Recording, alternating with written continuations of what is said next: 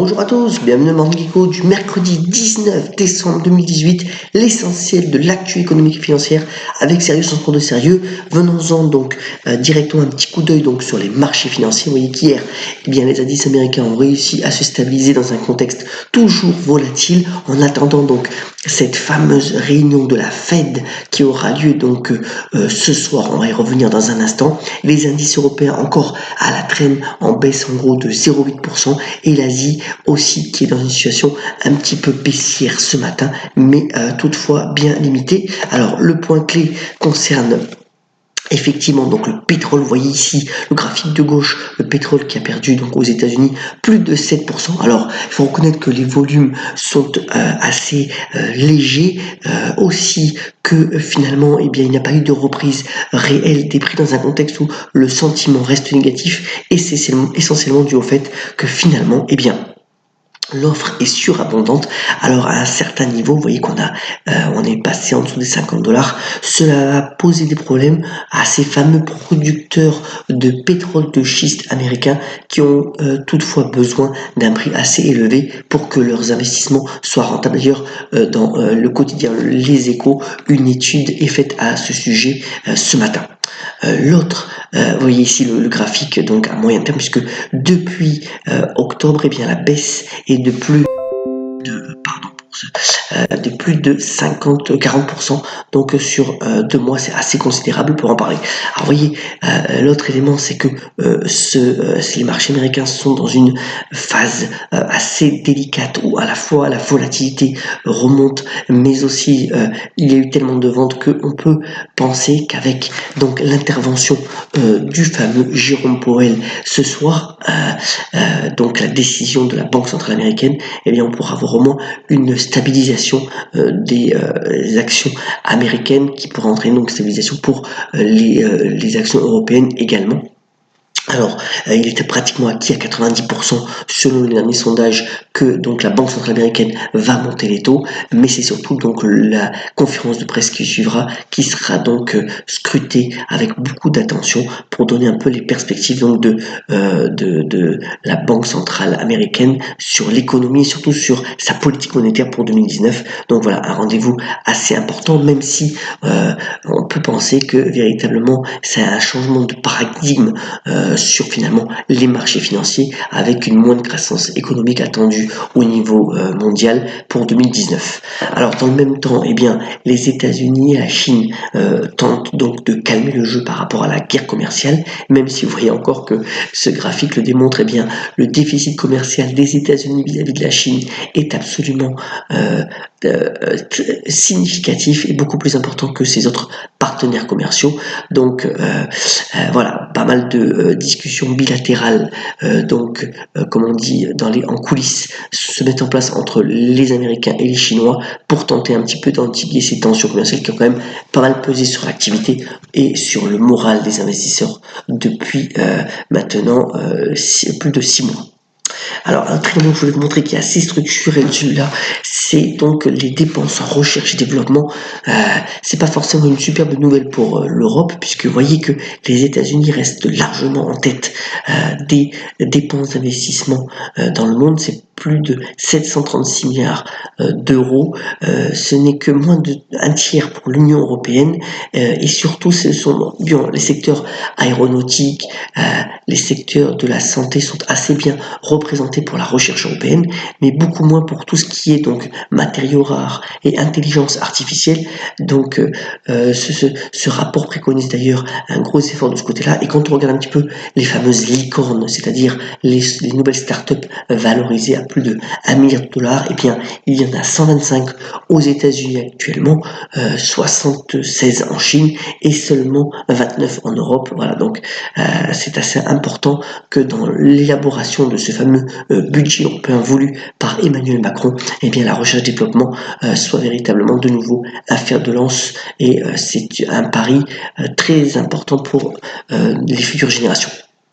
Alors, venons-en au bref. Alors, vous voyez que l'ami a eu beau mettre finalement une belle rose à son costume, donc c'est le patron de SoftBank, donc la filiale mobile au Japon, une grosse introduction en bourse. Eh bien, l'action de SoftBank Mobile a perdu 10% à l'heure actuelle lors de son introduction. Bon, donc ça s'est passé de manière très moyenne, même si l'entreprise japonaise a réussi à lever les capitaux dont elle avait besoin. Autre nouvelle qui est sortie dans la nuit, alors c'est Micron. Micron, c'est un fabricant donc de microprocesseurs plutôt donc en amont de la filière, qui a publié toutefois de bons chiffres puisque les profits sont en hausse de 23%. Vous voyez que l'action Micron est quand même mal baissée. En après-marché, elle baisse encore de 9%, même si alors le patron de Micron fait état de commandes moins dynamiques pour les trimestres à venir, mais les marges restent quand même assez élevées, à plus de 58% de marge brute. C'est quand même assez considérable pour une industrie qui est dite concurrentielle. Donc voilà, c'était à noter. On verra le comportement de Micron cet après-midi à la bourse de New York. Désolé d'enchaîner sur des nouvelles pas très favorables, mais vous voyez que sur le secteur bancaire qui n'avait pas besoin de ça, eh bien à la fois Citigroup et Natixis ont annoncé de nouvelles délicates, puisque Citigroup ferait face à 180 millions de dollars de pertes suite à la défaillance d'un hedge fund en Asie, et puis Natixis, donc la banque française, filiale de BPCA, donc Banque Populaire, eh bien, a eu un accident de marché sur des couvertures de change, là aussi en Asie. Finalement, l'Asie, c'est pas très favorable, mais pour tout de même pour un montant de 260 millions d'euros. Alors, c'est un peu technique, c'est apparemment des couvertures sur les marchés d'échange qui n'auraient pas bien fonctionné dans les modèles. Toujours se méfier des modèles mathématiques dans les marchés, à mon sens. Et bien voilà, encore un accident à 260 millions d'euros. Alors c'est pas très grave pour Natixis, qui ne revoit pas ses perspectives à moyen terme, qui va donner un dividende exceptionnel à ses actionnaires. Mais enfin, voilà, 2 accidents consécutifs sur les grosses banques, c'est assez notable.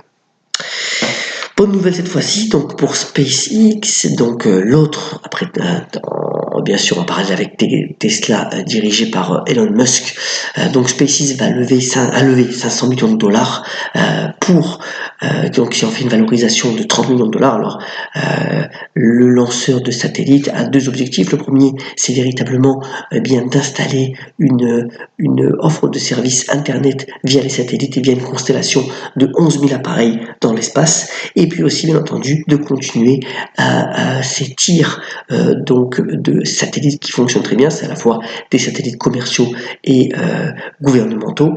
38 tirs ont été effectués sans aucun échec depuis l'année dernière. Donc voilà, toujours un succès assez important pour cette filiale SpaceX qui devrait continuer donc à bien croître dans les années à venir.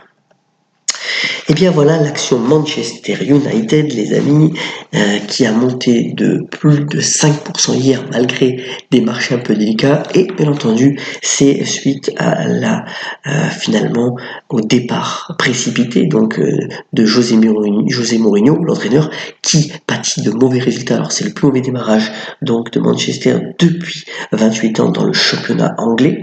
Il faut savoir que Manchester United a une base de plus de 650 millions de fans, c'est à peu près 600 millions d'euros d'activité sur la dernière saison, donc assez considérable.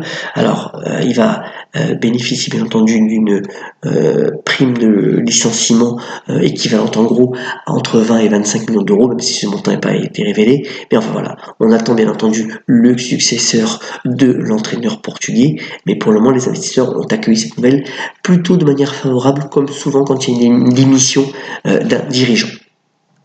Enfin, on termine ce morning, bien entendu, par un des films qui va marquer l'affiche en cette fin d'année. Eh bien, après plus de 50 ans d'absence, c'est le retour de Mary Poppins, donc l'un des films cultes pour les enfants. Alors cette fois-ci, Mary Poppins se retrouve en pleine crise financière à Londres en 1930, devant une famille à ne pas sombrer dans la pauvreté.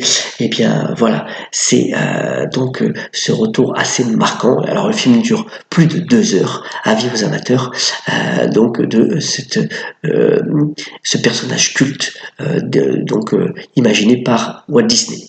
Voilà donc pour l'essentiel de l'actualité à cette heure-ci. Alors on termine sur Morning Echo par la citation bien d'une chanteuse culte là aussi, c'est Edith Piaf qui a dit « C'est merveilleux quand on est amoureux ».